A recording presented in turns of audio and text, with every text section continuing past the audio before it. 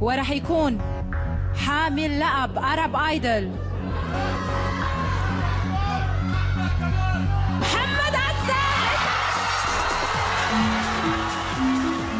A week ago today, there was an explosion in the occupied Palestinian territories, but it wasn't linked to any violence. It was an eruption of jubilant celebration. Palestinians burst into song and danced in the streets.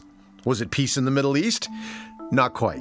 The occupation still dominates the lives of many Palestinians, but spirits have been lifted by an unlikely hero, a 23-year-old wedding singer from a refugee camp in Gaza. Mohammed Assaf overcame insurmountable odds to compete in Arab Idol, the Middle East version of American Idol. And when he won, he launched not only an international music career, but he united Palestinians in a way no politician could. To talk about Mohammed's win and how this is a defining moment for Palestinians throughout the world is Ahmed Shihab-Eldin. Ahmed is the host and producer of Huffington Post Live and has written about politics in the Middle East, including Assaf's Arab Idol win. Ahmed joins us on the phone from Aspen, Colorado. Ahmed, good morning. Good morning. At what point did you realize that Mohammed's story was important to Palestinians? Well, the Palestinian story has long been one plagued by loss. We've been losing for a very long time, not just land, freedoms, even our patience for justice. And so when, this young guy from a refugee camp, against all the odds, won this title, the Arab Idol title, he kind of reversed that narrative of loss. And it was really a profound moment. From his first audition to the finale, he's been singing songs that are really urging, both subtly but boldly at times, that Palestinians put aside the minor differences they have. Early on, it was clear that he was prompting a very rare outpouring of emotion that was uniting Palestinians, not just across political affiliations, but generations. My 84-year-old aunt was on Skype with my mom and I, where we were watching in Boston as he won. And the outpouring of support that you saw, I think, at the finale really highlighted just how powerful and how long Palestinians have been waiting for someone to inspire us, and to challenge that narrative of loss and remind us that we can win. You mentioned the songs that he sang during the performance. Which were the ones that were particularly moving for Palestinians? Well, I'll tell you this. In the finale, he sang a song called Raise Your Kafaya.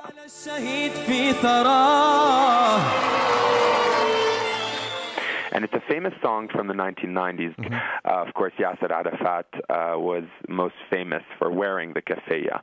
And so the significance is that it was one of a series of songs that was banned by Hamas at weddings, for example, several years ago.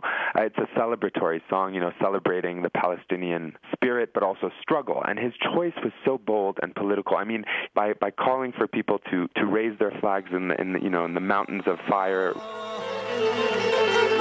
علي الكوفية علي ودولح فيها غني عتابة وميجانة وسامر فيها.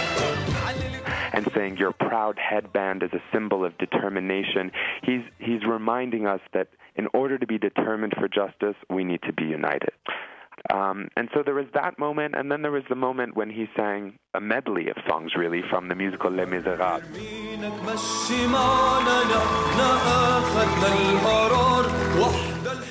And his solo was so poignant because, although the lyrics were written so many decades ago and it was inspired by the French Revolution, the lyrics really applied to what's happening, not just for the Palestinian people, but what's consuming the entire Arab world, especially the younger generation, challenging power and authority and dictatorship.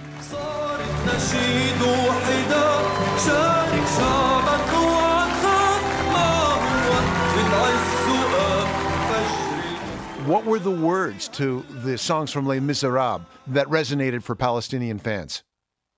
I think what resonated with Palestinians is the dream. Right. The song about a dream, because Palestinians have had dreams for so long and been disillusioned for so long that I think that performance of a song that's a revolutionary song, and as for those who live inside Palestine, it's been a decades-long revolution, for freedom and for dignity and for justice. It was particularly poignant. So those are the songs that he sang, but there's also he's also made statements that strike me as being overtly political. Here's one thing that he said: "My message is one of national unity, ending the split, and sweeping away the occupation." Right. So what kind of pressure do you think this guy is facing now suddenly as a representative of Palestinian or Arab culture?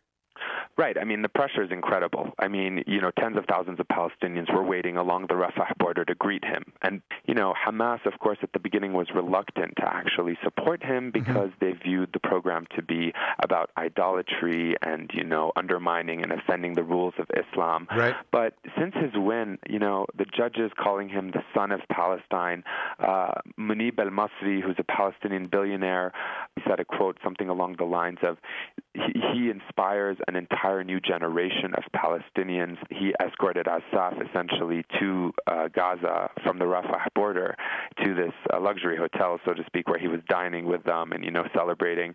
I mean, the amount of pressure that he's under is incredible because not only is he being hailed as the voice of Palestine, but even the voice of the Arab world. So, you see the divisions trying to not co-opt Assaf, but he's obviously being brought into the fold on both sides, and I can only hope that his message of unity transcends whatever political bickering that might take place in terms of trying to keep him, so to speak, in their corner, whether it's Fatah or Hamas. But he's being drawn into an extremely fractured society here by the political players inside that society. So how do you know that he's not being used simply to further individual political purposes or agendas?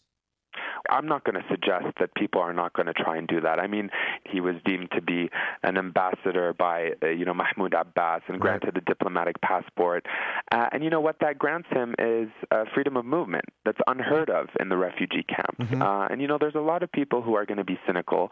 There's a lot of people who suggest he didn't end the occupation. Why is there all this celebration around him? We can see the support from Fatah and Hamas as trying to manipulate him. But this guy, for as young as he is, he's not naive. And I think that was clear in his song choices. I think that was clear in some of the comments he said afterwards. I mean, at one point he said, "I am here for all Palestinians," when he was prompted to speak about Gaza. So it's going to be very interesting in the weeks and months ahead. Ahmed, where do you see his career going from here? I don't necessarily think that his career will stop at music. He's going to be a leader. And it's not just because he's been deemed, an ambassador to the UN. I think he's going to be a leader on a political level, and I mean that through his art, through his culture, because in a sense, if you think about it, his biggest accomplishment was not just singing, was not just inspiring a generation, but for the international perspective, he really shifted people's perceptions about Palestinians. As you know, for so long, Palestinians are often portrayed as terrorists or seen through the lens of violence, especially Hamas and those Palestinians who are refugees who are living in Gaza. I think he's going to be a leader that is going to challenge the very structure and the very status quo. The fundamental tenets of what it takes to succeed in ending the occupation is to galvanize a spirit of democracy where the people feel that they have someone who represents them. And, 8 million votes were cast for him in the finale, and the finale garnered 60 million votes. He won the majority of those. So if you think about it, there's no other Palestinian leader that has won so much support and trust and faith from the Palestinian people, specifically so many votes in an election, neither Mahmoud Abbas nor the leadership of Hamas. And I think that is actually pretty intimidating and probably troubling to some of the leaders in Hamas. And I think, his journey is only beginning. Ahmed, fascinating story. Thank you for talking to us. It's my pleasure. Ahmed Shihab-Eldin is the host and producer of Huffington Post Live. He was in Colorado. This is Day 6. Day 6. Like us on Facebook and follow us on Twitter. We're at CBC Day 6.